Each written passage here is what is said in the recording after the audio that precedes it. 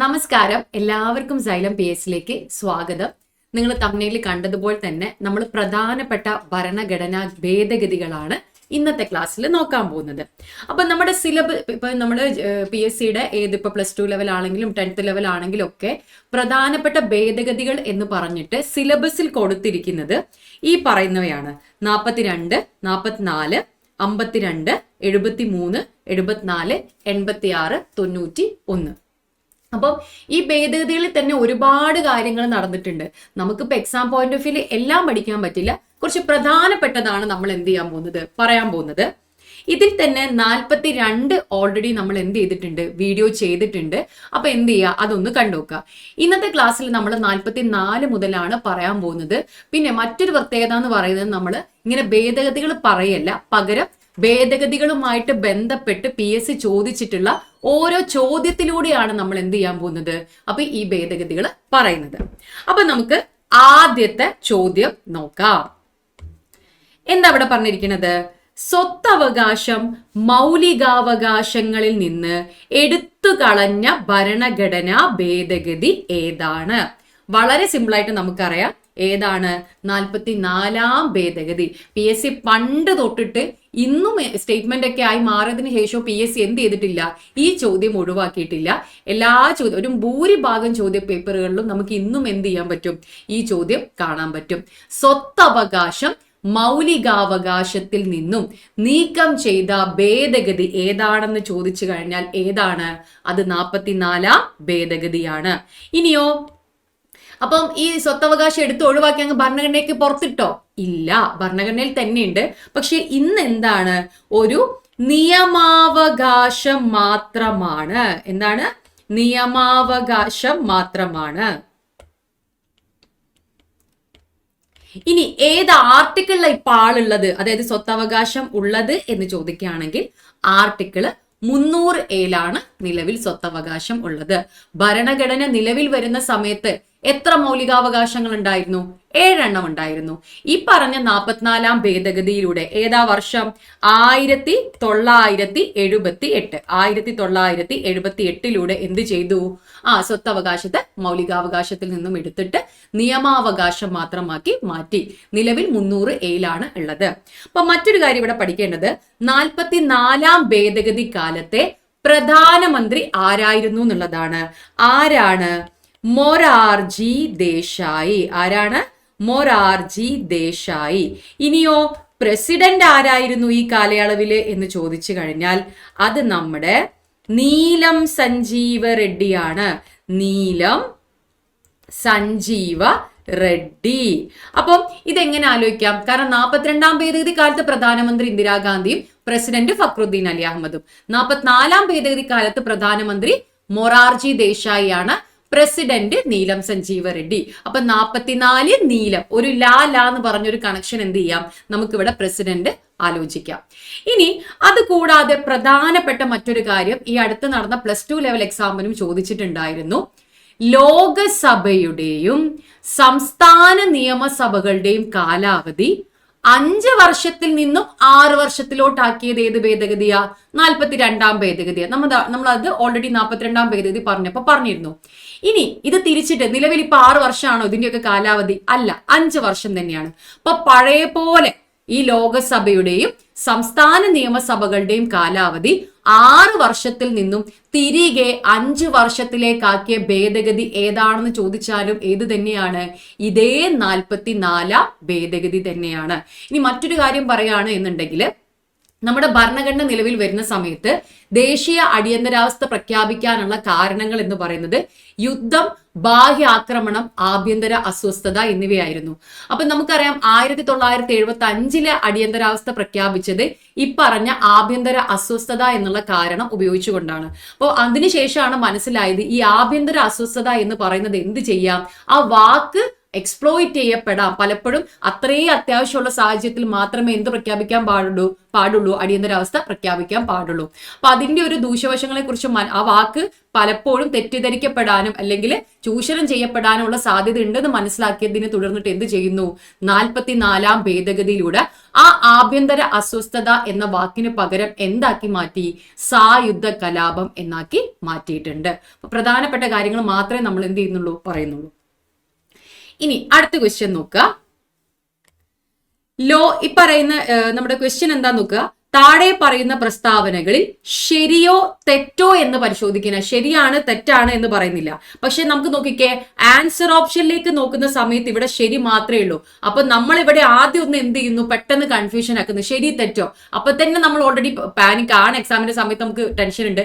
അതിന്റെ കൂടെ ശരിയോ തെറ്റോ എന്ന് കാണുമ്പോഴത്തേക്ക് തന്നെ നമ്മൾ എന്ത് ചെയ്യുന്നു, ആകെ പേടിക്കുന്നു അല്ലെ. അപ്പൊ എങ്ങനത്തെ ക്വസ്റ്റ്യൻ കാണുമ്പോൾ ചിലപ്പോൾ അവർ നമ്മളെ ഒന്ന് എന്ത് ചെയ്യാനാ, കൺഫ്യൂഷൻ ആക്കാനും നമ്മളെ ഒന്ന് പേടിപ്പിക്കാൻ വേണ്ടിയിട്ടാണ് ഇങ്ങനെ ഓരോന്ന് ചെയ്യുന്നത്. അപ്പൊ പെട്ടെന്ന് ആ സ്റ്റേറ്റ്മെന്റ് വായിക്കാതെ ആൻസർ ഓപ്ഷനിലോട്ട് നോക്കുക. അപ്പൊ അവിടെ ക്ലിയർ ആയിട്ട് എന്താണ് ശരി കണ്ടുപിടിക്കാനാണ് ഉള്ളത്. അപ്പൊ നമുക്ക് ഡൗട്ട് ഒന്നുമില്ല. ലോകസഭയുടെയും രാജ്യസഭയുടെയും ഔദ്യോഗിക കാലാവധി 5 വർഷത്തിൽ നിന്നും 6 വർഷമാക്കിയത് 42-ാം ഭേദഗതിയിലൂടെയാണ്. ഈ സ്റ്റേറ്റ്മെന്റ് ഇങ്ങനെ വായിച്ചു പോകുമ്പോ ഒക്കെ ശരി, ലോകസഭ 5 വർഷത്തിന് 6 വർഷം 42 ഒക്കെ എനിക്കറിയാം. പക്ഷെ ഇവിടെ ഒരു കൊളുത്ത് കണ്ടോ, നമ്മളെ കൺഫ്യൂഷൻ ആക്കല്ലേ, നമ്മളെ തെറ്റിക്കാൻ കൊണ്ടുപോയിട്ട്. രാജ്യസഭയാണോ? രാജ്യസഭ എന്താണ്, ഒരു സ്ഥിരം സഭയാണ്. രാജ്യസഭ എന്ത് ചെയ്യാൻ പറ്റില്ല, ഒരിക്കലും പിരിച്ചുവിടാൻ പറ്റില്ല. പക്ഷെ ഒരു രാജ്യസഭാംഗത്തിന് കാലാവധി ഉണ്ട്, അത് 6 വർഷമാണ്. ഇവിടെ എന്തായിരുന്നു വേണ്ടത്, സംസ്ഥാന നിയമസഭകൾ എന്നായിരുന്നെങ്കിൽ ഈ സ്റ്റേറ്റ്മെന്റ് ശരിയായനെ. ബാക്കി ഭാഗമൊക്കെ എന്താണ്, ഈ സ്റ്റേറ്റ്മെന്റ് ശരിയാണ്, അപ്പൊ തെറ്റാന്ന് നമുക്ക് മനസ്സിലായി. അപ്പൊ എ എന്തായാലും ആൻസർ ഓപ്ഷനിൽ വരില്ല. എ വരുന്നത് നമുക്ക് എന്ത് ചെയ്യാം, കട്ട് ചെയ്ത് കളയാം. സംസ്ഥാന ലിസ്റ്റിൽ ഉൾപ്പെട്ടിരിക്കുന്ന 5 വിഷയങ്ങൾ കൺകറന്റ് ലിസ്റ്റിൽ ഉൾപ്പെടുത്തിയത് 42-ാം ഭേദഗതിയിലൂടെയാണ്. ശരിയാണ്. ബി എന്തായാലും ആൻസർ ഓപ്ഷനിൽ വരണം. അപ്പൊ 2 ഓപ്ഷനിലും ഉണ്ട് ബി. മൗലികാവകാശങ്ങളുടെ പട്ടികയിൽ നിന്നും സ്വത്തവകാശം നീക്കം ചെയ്തത് 44-ാം ഭരണഘടനാ ഭേദഗതിയിലൂടെയാണ്. അതും എന്താണ്, ശരിയാണ് അല്ലെ. അടുത്തത് 42-ാം ഭേദഗതി സമയത്ത് ഇന്ത്യയുടെ പ്രധാനമന്ത്രി ഇന്ദിരാഗാന്ധി. ശരിയാണ്. രാഷ്ട്രപതി നീലം സഞ്ജീവ റെഡ്ഡിയാണോ? അല്ല, അവിടെയും നമ്മളെ തെറ്റിക്കാനാ. പകുതി ഭാഗം ശരിയും പകുതി ഭാഗം തെറ്റായിട്ടാണ് ഈ സ്റ്റേറ്റ്മെന്റ് കൊടുത്തിരിക്കുന്നത്. അപ്പൊ നമുക്ക് മനസ്സിലായി ഇവിടെ ശ്രീ നീലം സഞ്ജീവ റെഡ്ഡി അല്ല, പകരം ആര് വരണം, ഫക്രുദ്ദീൻ അലി അഹമ്മദ് വന്നിരുന്നെങ്കിൽ നമുക്ക് ശരിയാക്കായിരുന്നു അല്ലെ. അപ്പൊ ആൻസർ ഏതാ വരിക, ബി ആണ് വരിക അല്ലെ. ബിയും സിയും മാത്രമാണ് ശരിയായിട്ടുള്ളത്. ഇനി അടുത്തത് നമുക്ക് അടുത്ത പഠിക്കാനുള്ളത് 52-ാം ഭേദഗതിയാണ്. 52-ാം ഭേദഗതിയുമായിട്ട് ബന്ധപ്പെട്ട ചോദ്യം തന്നെയാണ് അല്ലെ. ഭരണഘടനയുടെ ഏത് ഭേദഗതി പ്രകാരമാണ് കൂറുമാറ്റ നിരോധനം പാസ്സായത്? ഏത് ഭേദഗതിയാണ്? അപ്പം ഇതൊരു ഭയങ്കര കൺഫ്യൂസിംഗ് ആണ് ഈ ക്വസ്റ്റ്യൻ. കാരണം 52-ാം ഭേദഗതിയുണ്ട്, 91-ാം ഭേദഗതിയുണ്ട്. പക്ഷേ കൂറുമാറ്റ നിരോധന നിയമം നിലവിൽ കൊണ്ടുവരുന്നത് അല്ലെങ്കിൽ പാസ്സാക്കുന്നത് ഏത് ഭേദഗതിയിലൂടെയാണ്? അത് 52-ാം ഭേദഗതി തന്നെയാണ്. ഓക്കെ, എന്നിട്ട് 52-ാം ഭേദഗതിയിലൂടെ എന്ത് ചെയ്യുന്നു, 10-ാം പട്ടികയും കൂട്ടിച്ചേർക്കുന്നുണ്ട്. പക്ഷേ ഈ 91-ാം ഭേദഗതിയിൽ ഈ 52-ാം ഭേദഗതിയുമായിട്ട് ബന്ധപ്പെട്ട കുറച്ച് അഡീഷണൽ ഇൻഫർമേഷൻസ് അല്ലെങ്കിൽ കാര്യങ്ങളാണ്, നിബന്ധനകളാണ് എന്ത് ചെയ്യുന്നത്, അവിടെ ആഡ് ചെയ്യുന്നത്. അപ്പൊ എന്ന് വെച്ചാല് 91-ഉം 52-ഉം കൂറുമാറ്റ നിരോധന നിയമവുമായി ബന്ധപ്പെട്ട് തന്നെയാണ് നമുക്ക് പറയാൻ പറ്റും. 91-ൽ വേറെയും കാര്യങ്ങളുണ്ട്, പറയാം. അപ്പം ഇവിടെ 52-ാം ഭേദഗതിയിലൂടെ എന്ത് കൊണ്ടുവരുന്നു, കൂറുമാറ്റ നിരോധന നിയമം കൊണ്ടുവരുന്നു. അപ്പം ഇതിലൂടെ എങ്ങനെയാണ് അയോഗ്യനാക്കപ്പെടുക, ഈ തെരഞ്ഞെടുക്കപ്പെടുന്ന ജനപ്രതിനിധികൾ ഏതൊക്കെ സാഹചര്യത്തിലാണ് അയോഗ്യനാക്കപ്പെടുക എന്നുള്ള കാര്യങ്ങളാണ് പറയുന്നത്. അപ്പൊ 91-ാം ഭേദഗതിയിൽ പറയുന്നതെന്ന് വെച്ച് കഴിഞ്ഞാൽ ഇത്തരത്തിൽ അയോഗ്യനാക്കപ്പെടുന്ന, കൂറുമാറ്റ നിരോധന പ്രകാരം അയോഗ്യനാക്കപ്പെടുന്ന വ്യക്തികൾ എന്തിനും അർഹനല്ല, മന്ത്രിസ്ഥാനം വഹിക്കാനും അർഹനല്ല. അതുപോലെ കുറച്ച് അഡീഷണൽ കാര്യങ്ങളും കൂടെ എന്ത് ചെയ്യുന്നുണ്ട്, അവിടെ വരുന്നുണ്ട്. അപ്പൊ പക്ഷേ ഈ PSC ഈ ക്വസ്റ്റ്യൻ കൊടുത്ത സമയത്ത് 91-ാം ഭേദഗതിയാണ് ആൻസർ വരുന്നത്. പക്ഷേ 52-ാം ഭേദഗതി ഇല്ലെങ്കിൽ മാത്രമേ നമുക്ക് എന്ത് ചെയ്യാൻ പറ്റുള്ളൂ, ഇവിടെ 91-ാം ഭേദഗതി കൊടുക്കാൻ പറ്റുള്ളൂ. ശരിക്കും ഇവിടെ ആൻസർ ഏത് തന്നെയാണ് വരിക, 52-ാം ഭേദഗതി തന്നെയാണ് ആൻസർ വരിക കേട്ടോ. ഇനി വേറൊരു കാര്യം പറയാനുള്ളത്, നമ്മുടെ SIക്ക് വേണ്ടിയിട്ടുള്ള സ്പെഷ്യൽ ടോപ്പിക്കിനായിട്ടുള്ള പുതിയ ബാച്ച് ആരംഭിച്ചിട്ടുണ്ട്. അപ്പൊ നിങ്ങൾ സ്പെഷ്യൽ ടോപ്പിക് ഒക്കെ മാത്രമായിട്ട്, അതായത് ഓൾറെഡി ബാക്കി കാര്യങ്ങൾ അറിയാം അല്ലെങ്കിൽ മറ്റേ കോഴ്സ് ഓൾറെഡി എടുത്തിട്ടൊക്കെ ഉണ്ടെന്നുണ്ടെങ്കിൽ നിങ്ങൾക്ക് എന്ത് ചെയ്യാം, ഈ സ്പെഷ്യൽ ടോപ്പിക് ബാച്ചിൽ നിങ്ങൾക്ക് ജോയിൻ ചെയ്യാവുന്നതാണ്. നമുക്കറിയാം സ്പെഷ്യൽ ടോപ്പിക്കിനുള്ള മാർക്ക് എന്ന് പറയുന്നത് നമ്മുടെ റാങ്കിൽ വളരെ ഇമ്പോർട്ടൻ്റ് ആണ്. അപ്പൊ നിങ്ങൾക്ക് ആവശ്യമുണ്ടെങ്കിൽ എന്ത് ചെയ്യുക, ഇതൊന്ന് നോക്കാം കേട്ടോ, ഇതിന്റെ ഡീറ്റെയിൽസും കാര്യങ്ങളൊക്കെ. ഇനി അടുത്ത ചോദ്യം, രാജ്യത്ത് ഒരേ തരത്തിലുള്ള നഗരപാലിക സംവിധാനങ്ങൾ നടപ്പിൽ വരുത്തിയ ഭരണഘടനാ ഭേദഗതി ഏതാണ്? അപ്പൊ നമുക്കറിയാം തദ്ദേശ സ്വയംഭരണ സ്ഥാപനങ്ങൾക്ക് ഭരണഘടനാ സാധുത ലഭിച്ച ഭേദഗതികൾ 73 അതുപോലെ തന്നെ 74. അപ്പൊ എപ്പോഴും ആലോചിക്കുക, ആദ്യം പഞ്ചായത്താണ്, പഞ്ചായത്തിന്റെ പിറകെ ആര് വരുള്ളൂ, നഗരം വരുള്ളൂ എന്ന് ആലോചിക്കുക. എപ്പോഴും ഗ്രാമങ്ങൾ വികസിച്ചിട്ടാണല്ലോ നഗരങ്ങൾ ആവാറുള്ളത്. പഞ്ചായത്തിന്റെ പിറകെ ആര് വരുള്ളൂ, നഗരങ്ങൾ വരുള്ളൂ എന്ന് ആലോചിക്കാം. അപ്പൊ നഗരപാലിക സംവിധാനങ്ങൾ നടപ്പിൽ വരുത്തിയ ഭേദഗതി ഏതാണ്? 74 ഭേദഗതിയാണ്. 1989 തുങ്കൺ കമ്മീഷനാണ് എന്ത് ചെയ്യുന്നത്, ഈ പറഞ്ഞ തദ്ദേശ സ്വയംഭരണ സ്ഥാപനങ്ങൾക്ക് ഭരണഘടനാ സാധുത ശുപാർശ ചെയ്യുന്നത്. അങ്ങനെ 73, 74 ഭേദഗതികളിലൂടെ എന്ത് സംഭവിക്കുന്നു, തദ്ദേശ സ്വയംഭരണ സ്ഥാപനങ്ങൾക്ക് ഭരണഘടനാ സാധുത ലഭിക്കുന്നു. 73 ഭേദഗതി ആരുമായിട്ടാ ബന്ധപ്പെട്ടിരിക്കുന്നത്? പഞ്ചായത്തുമായിട്ടാണ് ബന്ധപ്പെട്ടിരിക്കുന്നത്. അതായത് പഞ്ചായത്ത് രാജ് സംവിധാനങ്ങൾക്ക് ഭരണഘടനാ സാധുത ലഭിച്ചു. 74 ഭേദഗതിയോ നഗരപാലിക അല്ലെങ്കിൽ മുനിസിപ്പാലിറ്റി സംവിധാനങ്ങൾക്ക് ഭരണഘടനാ സാധുത ലഭിച്ചു. ബാക്കി കാര്യങ്ങൾ നമുക്ക് അടുത്ത ക്വസ്റ്റ്യനിലൂടെ പറയാം. ഇന്ത്യൻ ഭരണഘടനയുടെ 73, 74 ഭേദഗതികളുടെ അനന്തര ഫലങ്ങളിൽ പെടാത്തത് ഏത് എന്നാണ് നമ്മളോട് ചോദിച്ചത്. സംസ്ഥാന തെരഞ്ഞെടുപ്പ് കമ്മീഷന്റെ രൂപീകരണം, അത് ശരിയാണ്. നമ്മുടെ തദ്ദേശ സ്വയംഭരണ സ്ഥാപനങ്ങളിലേക്കുള്ള തെരഞ്ഞെടുപ്പ് ആര് നടത്തുന്നില്ല? കേന്ദ്ര തെരഞ്ഞെടുപ്പ് കമ്മീഷൻ നടത്തുന്നില്ല. സംസ്ഥാന തെരഞ്ഞെടുപ്പ് കമ്മീഷൻ നടത്തുന്ന ഏക തെരഞ്ഞെടുപ്പ് ഏതാണെന്ന് ചോദിച്ചു കഴിഞ്ഞാൽ അത് തദ്ദേശ സ്വയംഭരണ സ്ഥാപനങ്ങളിലേക്കുള്ള തെരഞ്ഞെടുപ്പാണ്. അപ്പൊ 73, 74 ഭേദഗതികളിലൂടെയല്ലേ തദ്ദേശ സ്വയംഭരണ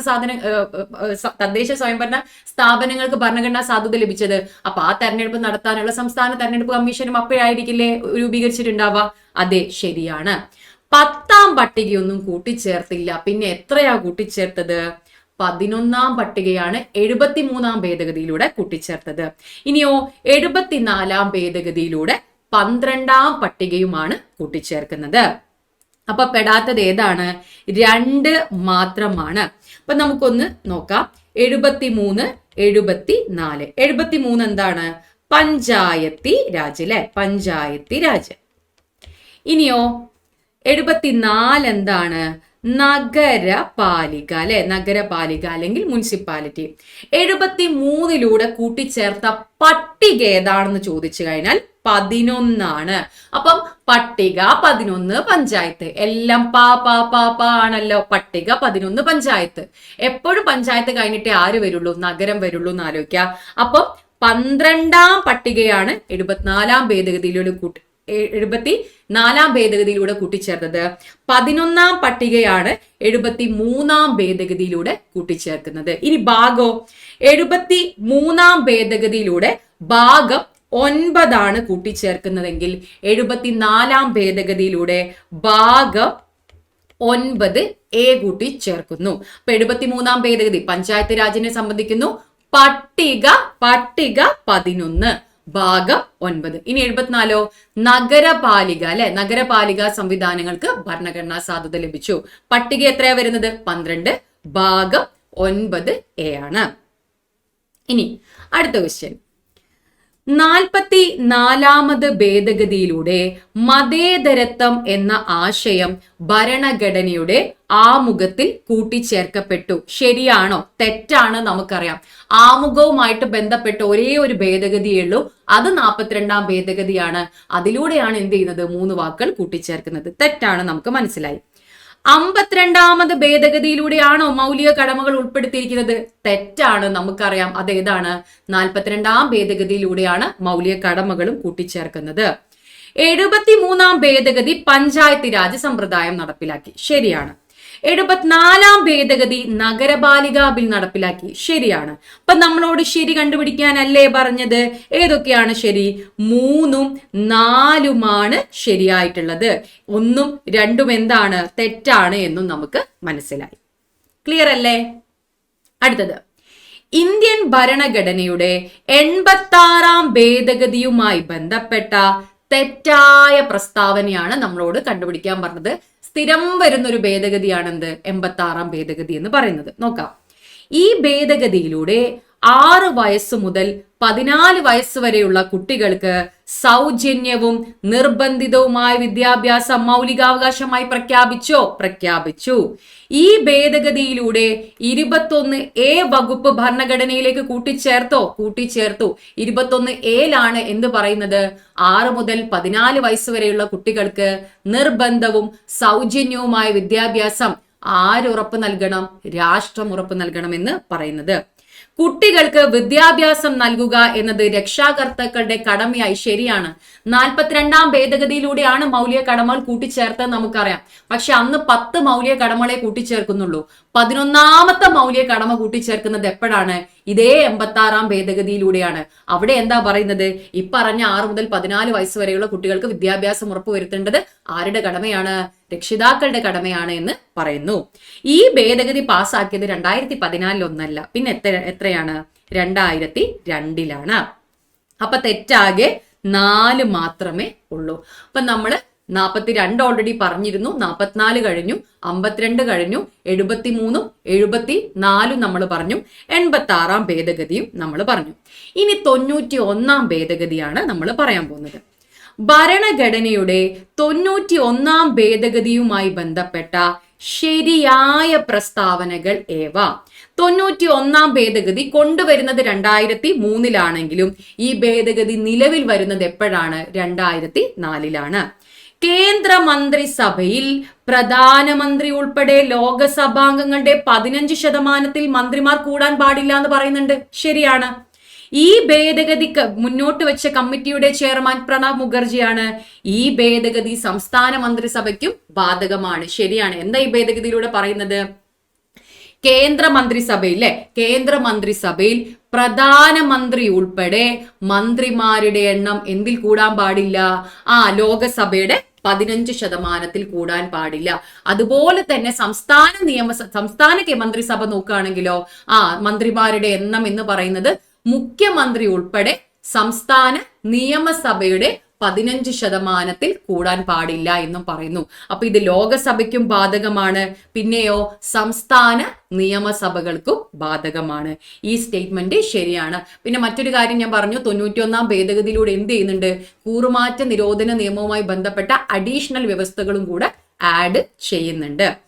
അപ്പോ നമ്മുടെ സിലബസിൽ എടുത്തു പറഞ്ഞിരിക്കുന്ന ഭേദഗതികൾ എല്ലാം തന്നെ എന്ത് ചെയ്തിട്ടുണ്ട്?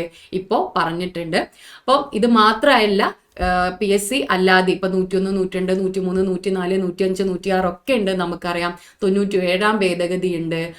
അതുപോലെ തന്നെ 61-ാം ഭേദഗതി ഉണ്ട്. 1989 61-ാം ഭേദഗതി ഉണ്ട്. വോട്ടിംഗ് പ്രായം കുറച്ച ഭേദഗതി.